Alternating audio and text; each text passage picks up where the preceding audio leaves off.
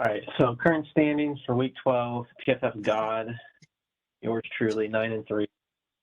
Cooper Cup, 4-8. All guys. When did you guys change? When did you change that? All cast no break. I changed it yesterday. I changed it as a joke for Radley, and then I put the what was it called? The infirmary. Just a joke. Just Radley off. But then I switched it to that. Tom with Super Kamario at 6-6 with the most points in the league, which is just crazy. And then Reid at 4-8, which is also really surprising considering you've been like tanking all year, and you're doing. Oh, you messed up Riley's record. He's 3-9. Shoot, sorry. Do you know how long this thing takes? How many things I have to update? You can't go through one without there being mistakes. I got name changes.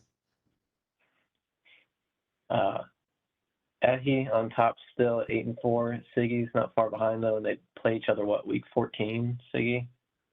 So that could come down to the wire. Chris at 4-8, Ed at 4-8, and then Riley at 3-9, and he's got the most points scored against him. Hey, let's go. Yeah, that's crazy as well. Top scores. Well, that's so much easier on you, Evan. Yeah, I know. Isn't it?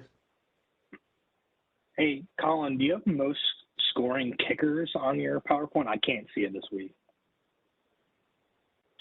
You have to ask. I don't think so. I don't think I have to ask. I'm pretty sure it's Nick Folk with 20 points. Just throwing that out there. Oh, that was funny because then he dropped Carlson, who put up 20, and then Folk put up 21. So,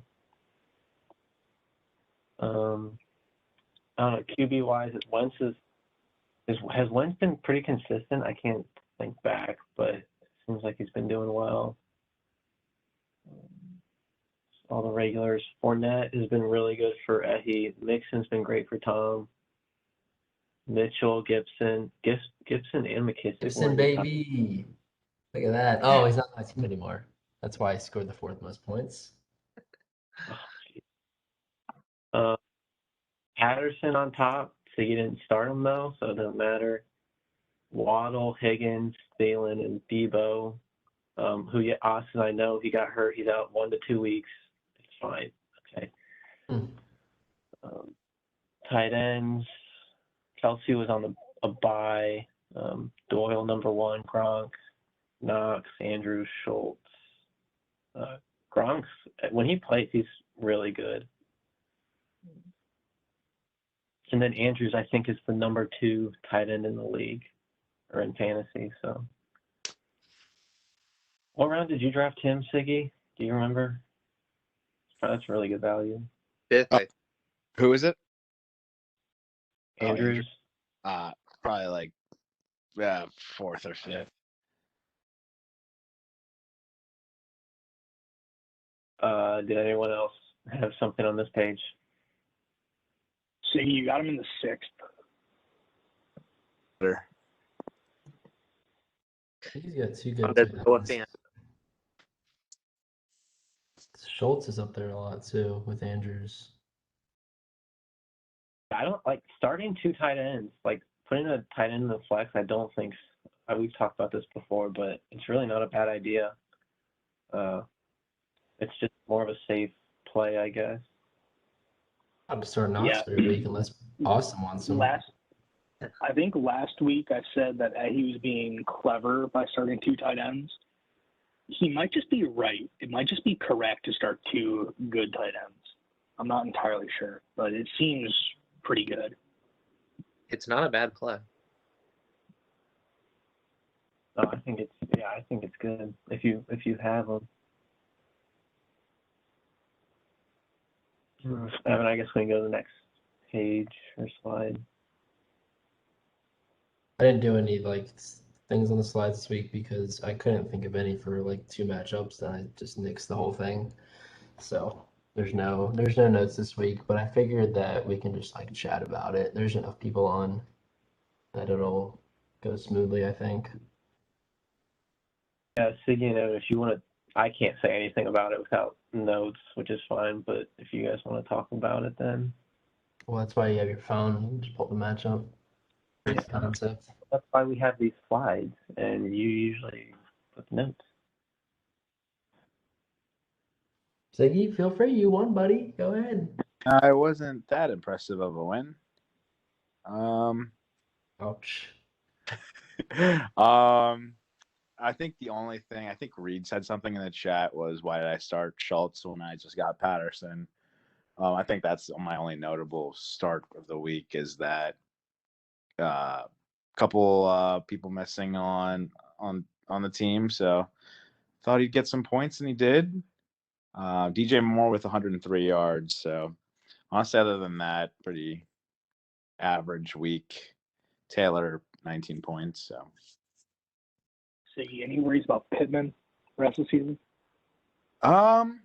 Not really. I've been thinking about that because, if Pittman's production goes down, then Taylor's production is the only other person who's going to go up. So, not too worried. But with me getting James Robinson, I'll be able to slot in Patterson in that, receiver slot. Put Robinson in the flex. I didn't realize Patterson had wide receiver eligibility. That was kind of going to be my question, is that you got James, like what you were wide receivers, but I guess does that bump more out of your lineup or Pittman out of your lineup or both? Wait, say that again? Who does that bump out of your lineup? Pittman or Moore or McLaurin, or one of them's going to be out of your lineup, right? Well, the thing is, week 13, Moore's out, and week 14, Pittman's out. Okay. I've been I needed to make sure that my trades filled in those gaps. So cerebral. Man. Yeah. GM of the year, honestly. Look at this turnaround. That's it. Nothing too much here. Like every week, my team scored around 100 points. Pollard's the best running back in the league. Tony Jones sucks after I hyped him up a lot. And yeah, looking forward to next year. Actually, I'm looking forward to week 14 actually, because I play Reid, and that might be for the first overall pick. Gallup looked Hey, really. bro, I don't know about Are you that talking one. about Riley's the I don't one know that about won? that one. Yeah, Riley's gonna win this week. I'm sure about that. If Dalvin's out and you don't trade. For the first overall pick is more exciting than who's getting in the playoffs, because the playoff picture is pretty much set at this. Ciggy's coming in hot, and then Tom's right there, so there could be some excitement week 15, but we'll see. Yeah, the number one. There is an interesting dichotomy between Ciggy and Tom. I think one's going for it and one is selling. And they have the same record, which is kind of weird. Yeah, I'd be curious to hear the reasoning from both, if that's possible. I guess I'll say that Tom's in a really tough division, and you have to beat out a couple good teams, and then Siggy's kind of just going for Eddie, and they play each other, so he's got a chance. Tom has the same chance as Ciggy in my eyes. Tom plays me this week, so he could be one game back. Sure. Interesting. Knox is on the block for the 5th time this year. Austin, hit me up. He has 3 targets, and 2 of them end up in the end zone. That's so lucky. He had a touchdown called back on penalty too. He's insane. He's Josh Allen's best friend. He's Robert Tonyan 2.0, as somebody said last week. No, he's not. Was good last year. Need him for this year. I don't know what Evan would want, but I thought it was a fair offer. A first for Knox and a second. I think that's fair. So they want to do it. Yeah. Do we want to move on to the next matchup? Oh, my favorite matchup of the week. So dumb. Reid, Austin, you want to? Austin, what do you have to say for yourself? Man, I really thought my boy Tyler Lockett was going to pull me out of the bag. He tried, but turns out Russ still is not very good. But yeah, my whole team's not looking great right now. All three of my running backs are hurt, and my tight end's out for the year, and Patrick Mahomes still isn't great. But good news is we're still 2 games up on everybody for the playoffs, so still always have a shot. I am glad too, though, that if any of the running backs of my three that got hurt, I'm glad it was McCaffrey, given that I had Chuba, because if it would have been Jones or Zeke for the rest of the year, I would have just been in my head. Even though Chuba's matchups the rest of the year are going to be pretty tough. Got any Austin, takers are for you- McCaffrey? No, I've received 2 offers, one from Ahi and one from Reid. I think that's it. Do you want to share, or is this private? They're not good offers, so I'm not taking. It was an offer. They're not good offers. It was a reasonable offer. No, it did not include a first-round pick for Christian McCaffrey. That's how bad the offer Not worth a was. first-round pick. What was the offer? I offered him Elijah Mitchell plus, so I'll leave the plus out. But so I didn't offer any of my first, but it was Elijah Mitchell plus. Reid, did it happen to be a collection of picks from a year that wasn't next year? I mean, it was Elijah Mitchell plus. I'll leave it at that. All right. I think I know what the rest was, but I'll be quiet. But I don't know. Ever. As far as like, I'm so mad he only scored 80 points. That should have been an easy loss, but whatever. Elijah Mitchell keeps showing out every single week, which is cool. My wide receivers stay inconsistent, but I mean, most of them are rookies or second years. That's okay. Hopefully next year they kick it into gear. Ayuk is going to get his chance to shine with Debo out, which is exciting on one hand, but also annoying on the other hand, because if he drops 25 points in the next 2 weeks, that's obviously not good for me in the long term. So I don't know how to feel about that. What was the last point? Oh, Evan McPherson's my captain of the team. He's going to retire on my team. He's the next Justin Tucker. And those are my notes. I regret dropping them. I should have just kept 2 kickers, honestly. Oh, well. Oh, and Ramondre Stevenson is now up to my 3rd favorite backup in the league. I think when Damian Harris's contract runs out at the end of 2022, if they give him the lead back role, I get he's on the Patriots, but I think he's just really, really good. I don't know if you guys have seen him play much, but big fan.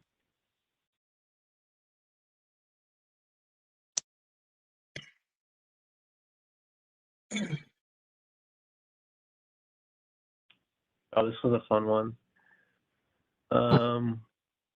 Bradley, do you want to just go first, or Yeah, I don't have much to say, but I started the wrong quarterback, of course. Luckily, neither of them would have won it for me, so that's fine at least. Really happy with like all my wide receivers this week. Mooney had another great week. Same with Keenan Allen.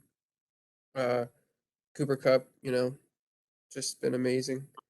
But I mean, we don't really need to talk about my running back situation, so we'll just skip over that. But yeah, that's really all I have. I don't know. Bench is terrible as always, but What are you talking about? Tevin Coleman scored a solid 9 points for you. I saw that. Yeah, he might take over the starting role this week. Running back landscape among the teams right now is interesting. You've got Collin and Ciggy with like 3 healthy running backs, and then Austin and Bradley with like injuries everywhere with the running backs. So it'll be interesting to see who can get healthy, I guess, before the year's over for a playoff push. But it's not looking good for Dalvin, I see, with 1 to 2 weeks. Yeah, I definitely think Collin's got to be the favorite going into the postseason if they were to start. Yeah, without a doubt. Heavy favorite, I might add. Yeah, I'll talk about. So I'll just kind of go down the line. Brady's he hasn't been great the last 3 weeks. Not that it's mattered, but I'd expect more from him. Collin, are you going especially to talk about your team? What? Keep Did I say something? going. I don't know why Austin asked you to talk about your team while you were talking about your team. I muted my computer by accident, and I thought no one was talking.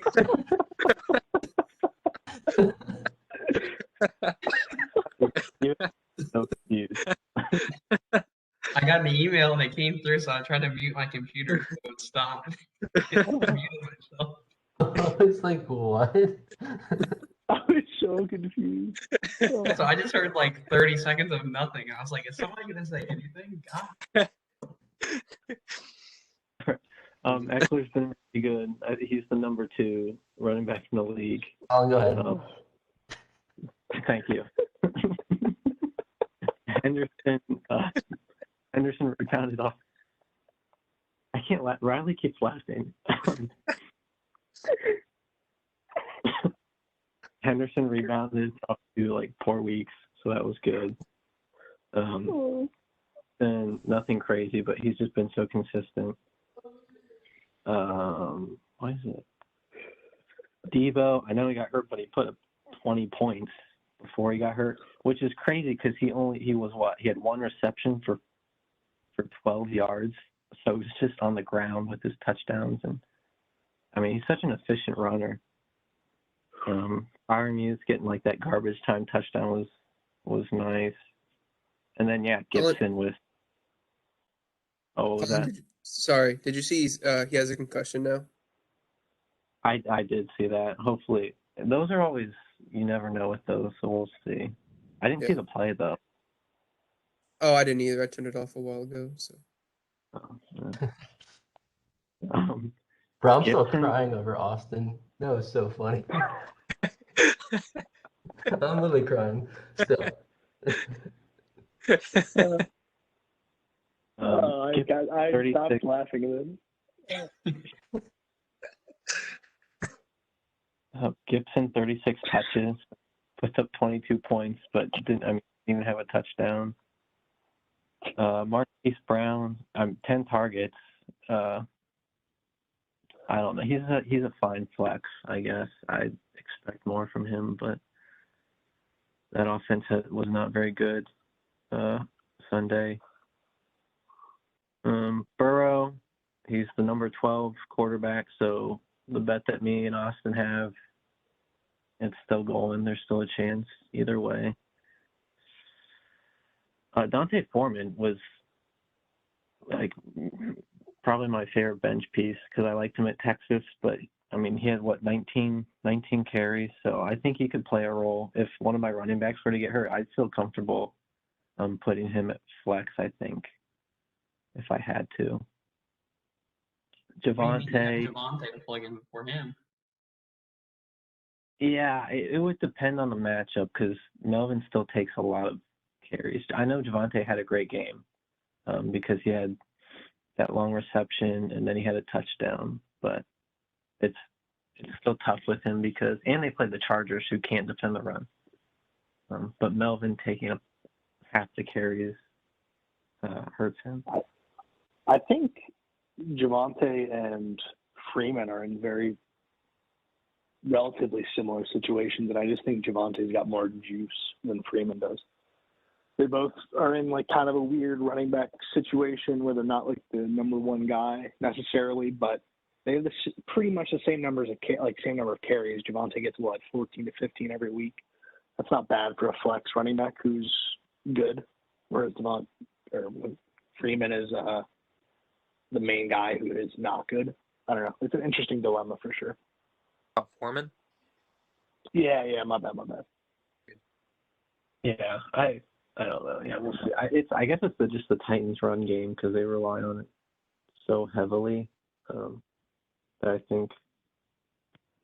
think he could be really good some weeks. And then AB is the last guy I want to talk about. It feels like he should be playing 3 weeks ago, and he's still not. So that's disappointing because I really need him now with Debo out. I'd like to plug him in. But someone you could plug in, but require a trade. But yeah, I know. I'm just not. I can't go up to. Sorry, it's a plenty fair offer. A couple of things, Colin. One, I was a little mad when he picked up Deonta Foreman because I think he picked him up on a Thursday, and I had planned on putting a claim for him that Wednesday because I watched him. I was like, oh wow, this is he actually looks pretty good, which is, by the way, good for Cam Akers stock. So when he picked him up, I was a little disappointed that I forgot to put in that claim. But the other thing is, do you regret not just rolling with Aaron Rodgers at this point instead of kind of paying up to get Brady?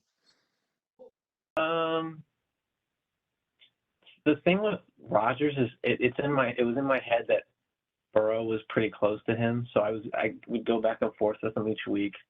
But Brady, I guess I don't even think about it, and I just start him because he throws so much. But I guess yes and no.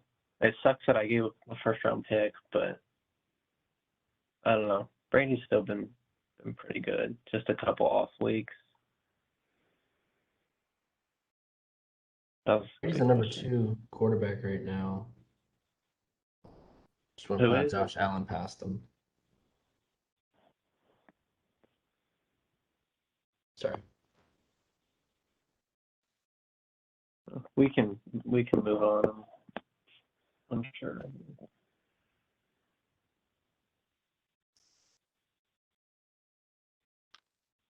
Oh crap! We have some breaking news.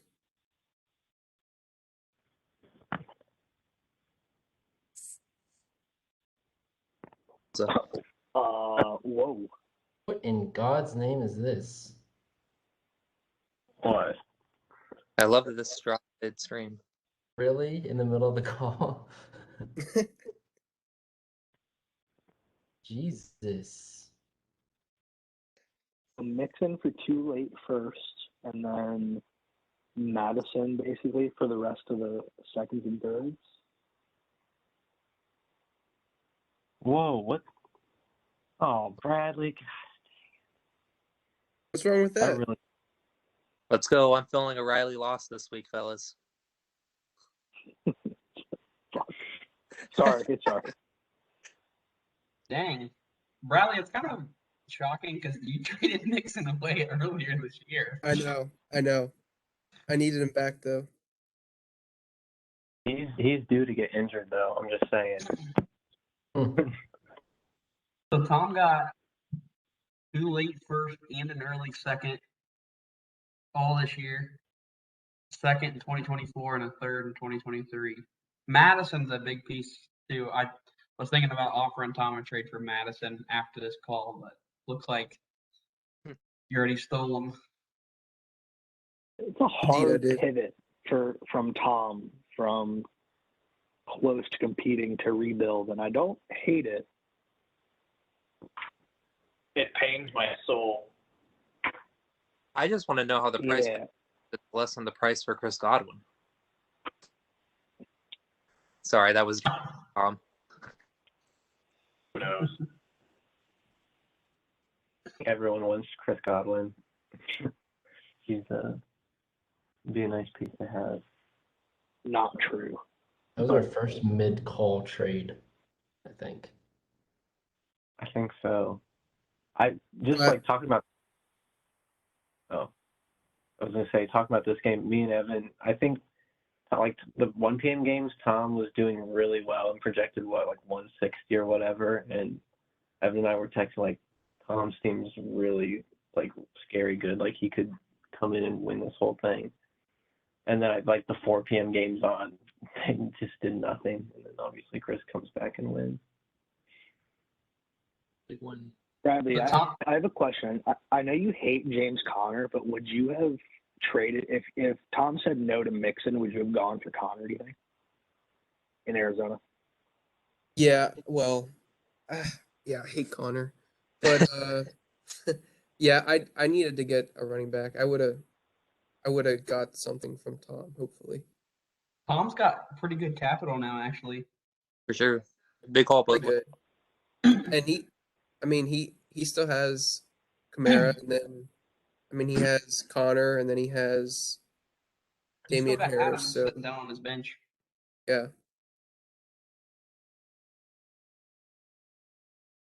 Tom's got a lot more he could sell off, or if he wants to still play out the year and see what happens, he could. I mean, he's in a good spot. I'm still Can you there please too. keep selling? We're playing this week. I need the easiest possible team. I did that just for you, Austin. Thanks, Bradley. You're always looking out for me. I really owe you something.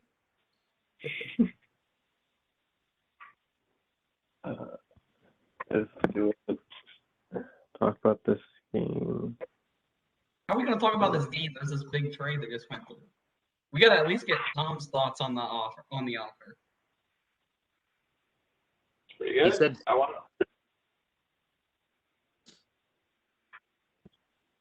all I got.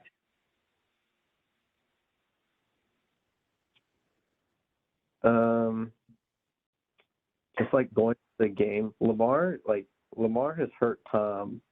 I mean, a few weeks, I think.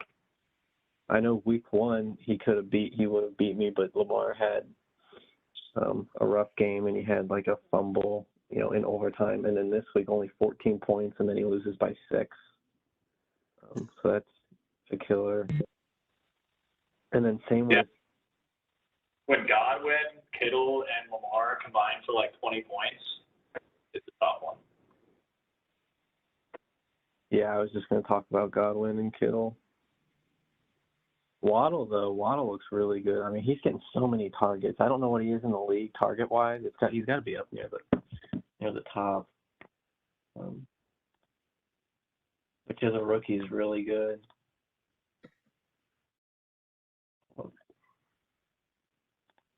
You're kind of crimping my style right now. All right, stop talking about Waddle.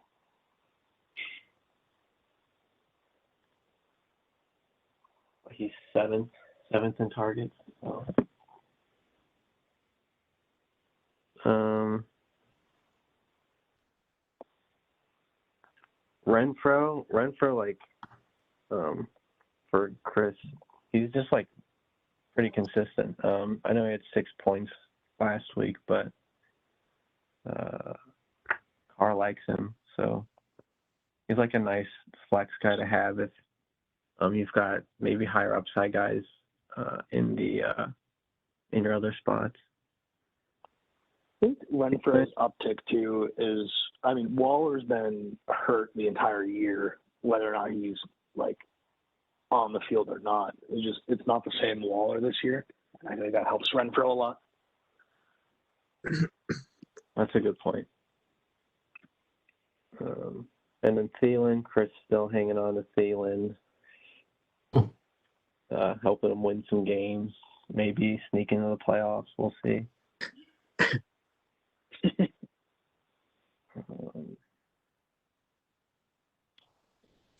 Yeah, I don't know if anyone else has something to say about this matchup. I just still think it's kind of crazy how Ciggy and Tom have the same record with very different philosophies on how confident they are to make the playoffs. That's a good point, Austin. Someone should have brought that up earlier. I was hoping Ciggy would elaborate on that a little bit because last night he kind of talked like he was fairly certain he's going to end up making it. Wait, Austin, what'd you say? I didn't hear it.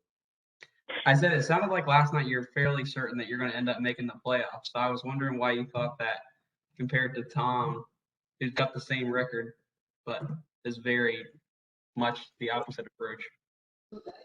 Well, first, thanks for laughing, Colin. You got my joke. No, I think. Well, honestly, I face Chris this week, which isn't like a given. So I feel very confident about going into week 14, where it's honestly like a win or go home situation with me versus Ehi in week 14, which is why I tried super hard, because I could have gone a different route instead of Patterson and Robinson.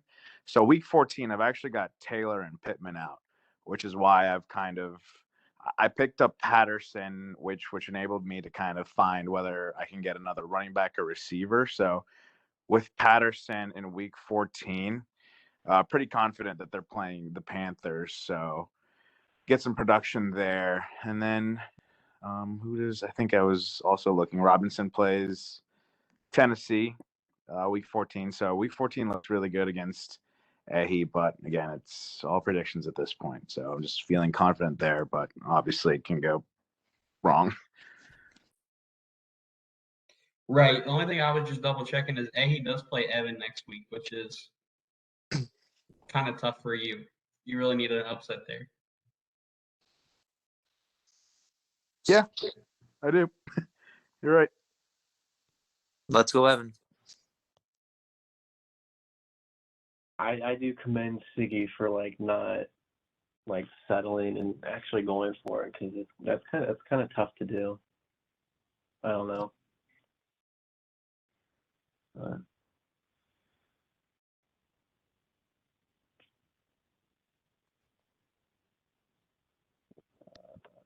Riley, you want to talk about this or at all, or at least your side? Are we on our matchup? I can't see the slideshow. Oh yeah. Yeah, we're on yours. Okay, I will quickly run through some key notes. DeAndre Swift injury, really early on, was vicious. It didn't end up mattering, which I suppose is supposed to make me feel better. Metcalf is in a tough situation right now because Russ doesn't look great. And there is some long-term concern because there is rumors abound in the Seattle area that either Russ, Pete Carroll, or both are going to be gone after this year.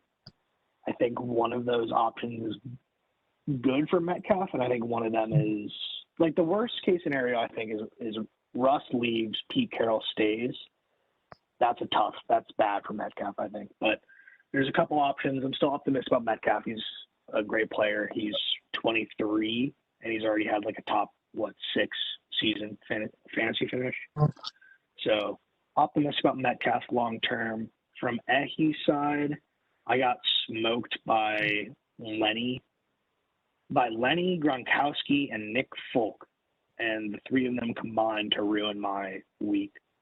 Because other than Metcalf and Swift egging, everyone else had okay weeks, and then the Dolphins defense I think in any given week, your defense giving you 25 should get you into a spot where you should be able to win. But I've just had some health concerns every week, whether it's my franchise quarterback, Kyler Murray, being out for longer than expected, or a running back being out for too long, and then another running back going out. It's been a rough year for fantasy.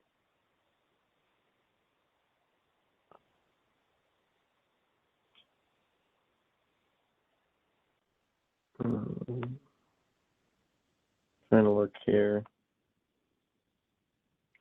Hey, he keeps putting up points. Look at Eddie's team. It's so gross that I lost to Saquon Barkley putting up sub 10, Nick Chubb putting up sub 10, Mike Evans putting up sub 5. He's still starting Galladay for some reason. Darren Waller put up 5, and I lost. Unfortunately, I had the best possible chance to upset him this week, and it just didn't work out, which is brutal. Yeah, with the Galladay thing, yeah, I mean, he hasn't been good, but I guess who would he start, like, over him?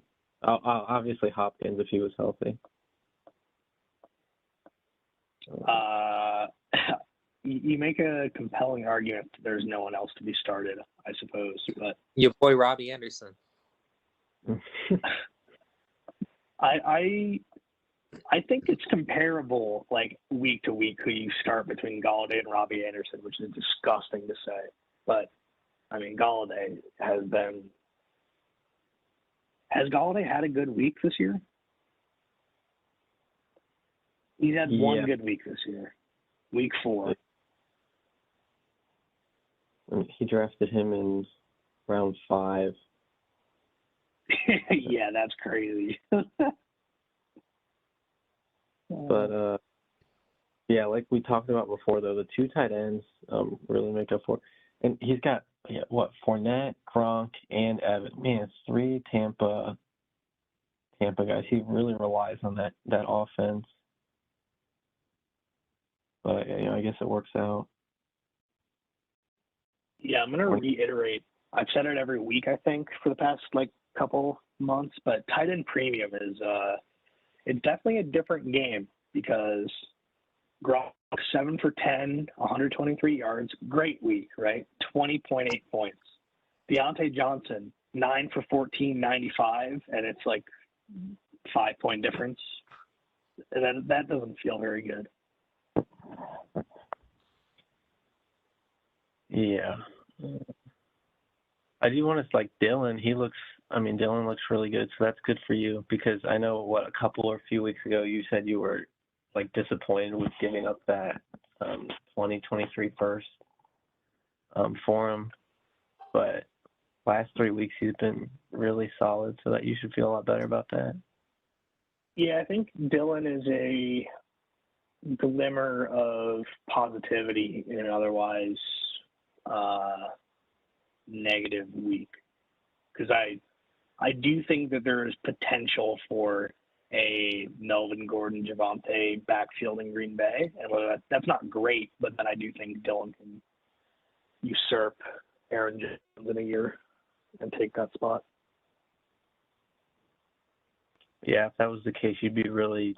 Next year you'd be looking good at running back with Swift, Dylan, and then Montgomery.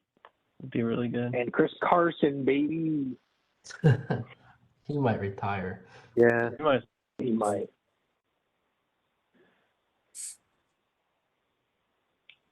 Anything else on this game?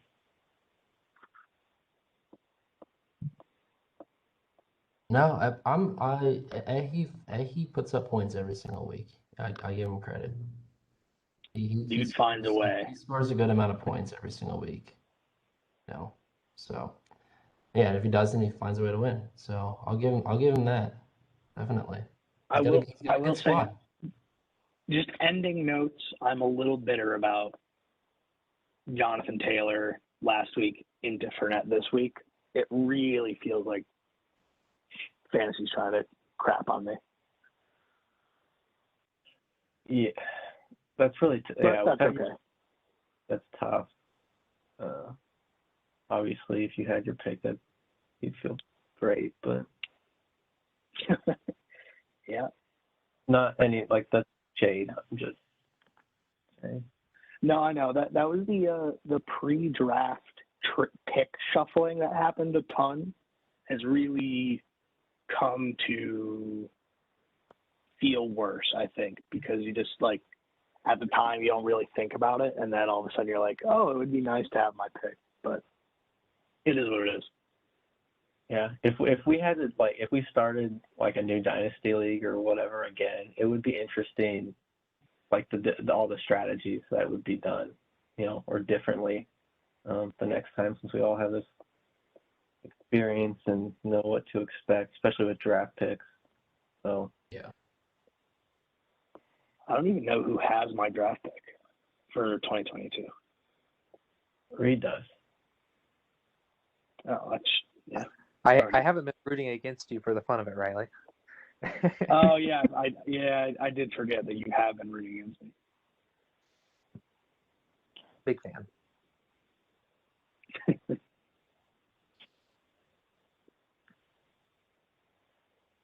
Well, this is outdated.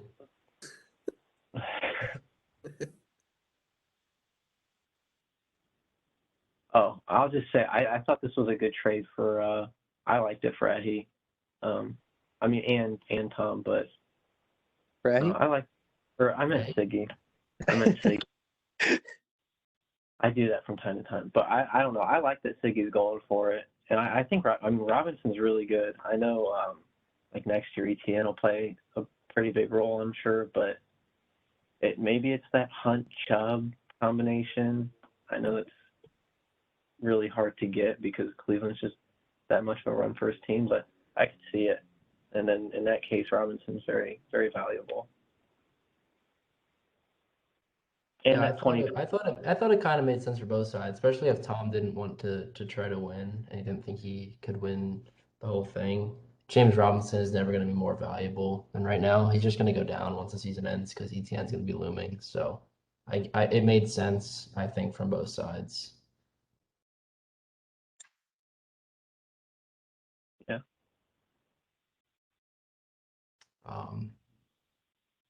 Power rankings. This is also maybe a little outdated now.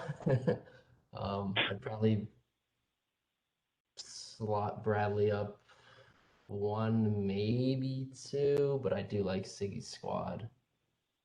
And he keeps finding a way to win. So if I'm still holding out on Saquon taking over a bigger role, and he still has Fournette and then Chubb. So that's the rankings right now. So probably swap. I'd probably move Tom down to 6, and then Austin and Bradley up 1. Where did I end up after this week, Evan? What did you say? Where am I at? I can't see it. Oh, you're at 7. You stayed the same. Bottom 4 stayed the same. I still think you have better, fully healthy. Depending on Swift, I didn't look. I still think you have a little bit better team than Chris. Just because I think you do have the better running backs, but that's either way. That shit stain line between the top 6 and bottom 4 still exists. Yeah, it is big. Yeah, it looks good. I like it. Yeah. And then last is the schedule, outdated projections. Yeah, I think Bradley wins. Probably wins this week now, barring an upset. Don't say that. Oh, I know how you hate that. You hate that jinx. I really do. I hope you lose, Bradley, because I want the first pick. So, or at least the second pick. So, for Appreciate it. for Riley's sake, I want Riley to win. Doesn't have to be this week. It would be nice. I do think Tyler is still questionable to miss even after the bye. So that is that's a damper in things for sure. So you guys know Reid's won 3 out of 4, right? Hottest team in the league outside of Collin. That's crazy. I think next year we should go to max points 4 for the playoff order, because I know a lot of you guys aren't tanking, but it's really against, like, I'm out here starting guys that I want to do bad. Like I'm actively rooting against my team every single week, which sucks. But we don't have to talk about that now. I like the unpredictability of how it is. Like I would have the guaranteed 1.01 at this point if we did max points for us, but like. And you should. You have the worst team. But I like. Did you say max points for playoffs and pick, or just for like last pick? No, just for the picks. Sorry, I meant just for the picks. Okay. Just for the non-playoff team picks. For the bottom 6. But we don't talk about that now. I think to Reid's point, I do like that it's a little bit, you kind of get that any given Sunday feeling, which I think is good, regardless, because I mean we're trying to avoid active tanking, but I know that's not really like, now that we're playing, it's like active tanking isn't that bad. However, Yeah, Reid would just. I mean, it would just be. I feel like it's easier to manipulate it if it's just points for the picks. But I think it's fun that like I'm mad that I lost Austin. As weird as that sounds, like it gives me a reason to kind of be engaged with the week. But if I was down 300 points to everybody, like I wouldn't care that I beat Austin, or like none of these matchups would mean anything to me. So the fact that they're still meaningful right now, even if it is kind of in a twisted way, I think makes it fun. It's just gonna be funny that we're gonna be rooting against each other when we play in 2 weeks. And that's fun. We're rooting for It's each other. weird, but it's fun. Yeah. I guess it is, but whatever. We don't talk about that now. We can have a discussion about rule changes if we want to after the season. I'm excited for these playoff pushes. Look at Ciggy. This will be fun. Yeah, that's what I was going to say. I mean, there's like several big games for the playoffs this week. Obviously, at Ciggy, Austin. Austin and Tom. So every matchup has some playoff. There's two. Collins. Yeah, there's 2 weeks left in the regular season, right? Or three. 13, 14, Okay. 15. And the trade deadline's Monday, as a reminder. Yeah. Interesting to see if anything else gets done.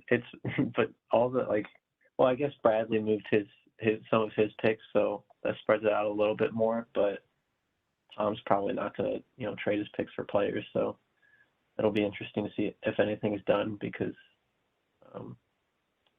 not a lot of us playoff contending teams have picks or a bunch of assets that we'd give up.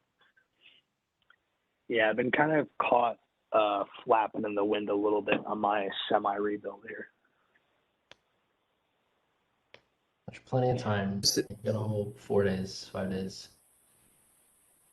I was saving all my. How was it a rebuild if you haven't made any transactions? That's kind of what I was thinking.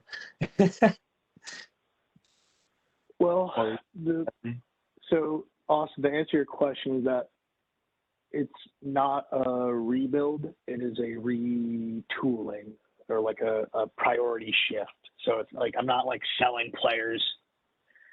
Like I'm not just taking any value I can get for my players that I think are just going to be like dog shit in the future. I don't think there's many people on my team that don't have value next year or like the year after. So I'm not going to just accept like buns offers for players, I think that's fair. Riley's got a good team. I mean, he could have a good team next year, so it's probably a smart move. I'm not throwing shade at the offers I have gotten, by the way, just for everyone on the call that might view that negatively. But I'm just saying I'm not getting